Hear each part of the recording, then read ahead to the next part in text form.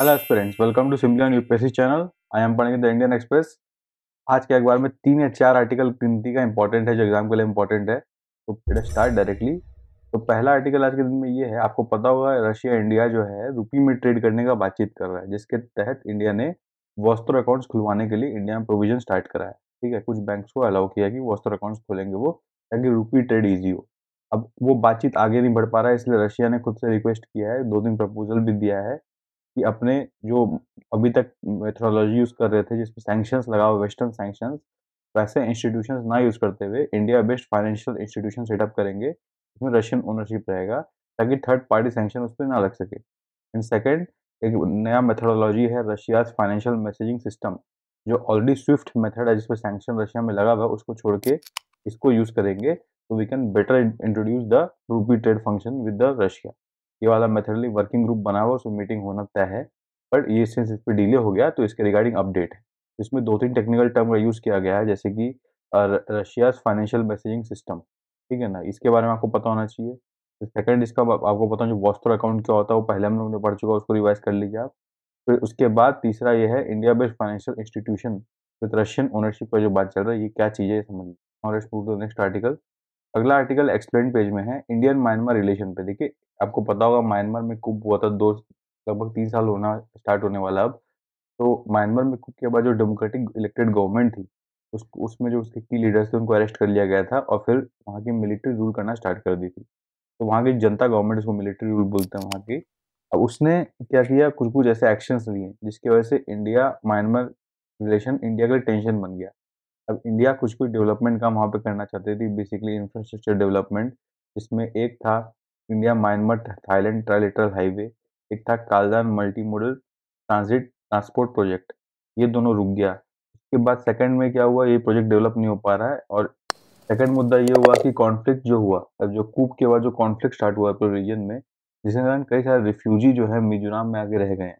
उसके अलावा भी जो, क्योंकि म्यांमार 4 इंडियन स्टेट से बॉर्डर शेयर करता है, तो ये सब रीजन में क्या है, माइग्रेंट्स, इमिग्रेंट्स आके शिफ्ट हो जा रहे हैं। ये एक सेकंड बड़ा कंसर्न है।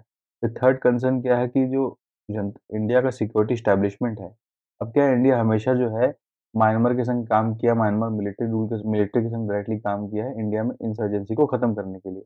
और अब म्यांमार गवर्नमेंट, जो जनता गवर्नमेंट है, वो वहाँ इंडियन इंसर्जेंट ग्रुप को जो है वेपनाइज़ कर रही है अपने इंटरनल रीजन के लिए। इसकी वजह से वो मणिपुर, नागालैंड के आस-पास वाले एरिया में वो इंसर्जेंट ग्रुप को अपने जो बेनिफिट उनको गवर्नमेंट से मिल रहा है, और म्यांमार साइड बेनिफिट वो इंडिया में ओवरफ्लो हो रहा है, स्पिल ओवर इफेक्ट उसका दिखना स्टार्ट हो रहा है। तो ये एक चैलेंज बनता रहा है।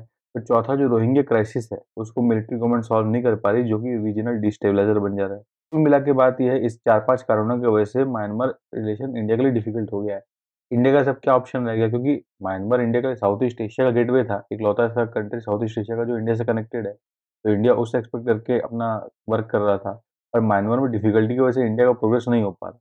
तो इंडिया अभी क्या, better people to people relation में better army to army relation कैसे एनहांस करे, इस पे फोकस करने के लिए इंडिया के क्या ऑप्शंस है, के बारे में लास्ट पैराग्राफ में डिस्कशन किया गया है। तो ये पूरा आप हाइलाइटेड पार्ट पढ़ लोगे, तो इंडिया म्यांमार रिलेशन में अभी एट प्रेजेंट ये मुद्दे, क्या चैलेंजेस हैं और क्या ऑप्शंस हैं इंडिया के पास, उसका आपको अवेयरनेस हो जाएगा। तो ये क्वेश्चन अगर बनता है तो आप लिख पाओगे।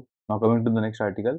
अगला आर्टिकल है पेरिस क्लब के बारे में। ठीक है, पेरिस क्लब कुछ 22 वेस्टर्न नेशंस का एक ग्रुप है, जो खुद ओईसीडी मेंबर्स भी है। और ये मेनली डेब्ट रिलीफ सॉल्यूशंस में, सस्टेनेबल डेब्ट रिलीफ सॉल्यूशन में कंट्रीज के लिए काम करती है। ऐसे कंट्रीज जो अपना बायलैटरल लोन्स पे नहीं कर पा रहे। तो पेरिस क्लब पहले बहुत पॉपुलर वो करता था, फिर चाइना के डेवलप होने के बाद, जब चाइना बायलैटरल लेंडिंग में एकदम बहुत रूप से पैसा लेंड करने लगा, तब पेरिस क्लब का रिलेवेंस थोड़ा-सा कम हो गया था। तो उस कॉन्टेक्स्ट में पहले बताया गया पेरिस क्लब क्या है, फिर ये क्लब कैसे काम करता है। अभी श्रीलंका क्राइसिस में पेरिस क्लब का नाम आ रहा है कि उसका एक एश्योरेंस आईएमएफ को मिलेगा, क्योंकि जापान जो है one of the biggest lender of Sri Lanka, Sri Lanka के 3 बिगेस्ट लेंडर है। चाइना जो है 52% ऑफ श्रीलंका डेब्ट चाइना वो करता है, जापान को 19%, इंडिया को 12%। तो इंडिया ने अपना एश्योरेंस लेके आईएमएफ को दे दिया।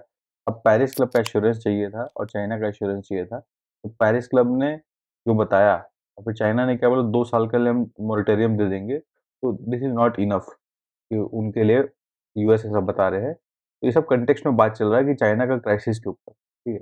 तो इस कंटेक्स्ट में आपको समझना है पेरिस क्लब क्या है, क्लब कैसे काम करता है, उसका इंटरनेशनल रिलेशन में क्या सिग्निफिकेंस है, बस एटलीस्ट में पूछने के चांसेस ज़्यादा है।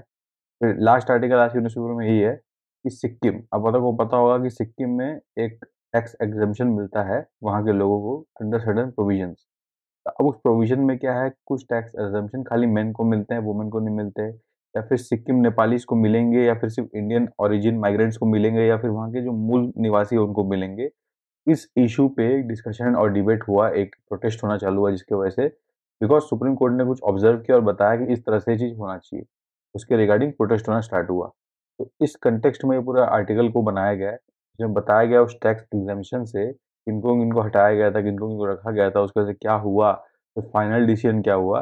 It is the whole of the article. देखिए एग्जाम में ऐसा आर्टिकल कभी भी नहीं पूछेगा नहीं, पर आपको इसमें से कुछ कुछ रिलेवेंट बात इसलिए पढ़ने हैं बिकॉज आपको समझना होगा सिक्किम एक इम्पोर्टेंट रीजन है इंडिया में, इम्पोर्टेंट स्टेट है, 1975 में वो बना था, इंडिया में इंक्लूड हुआ था।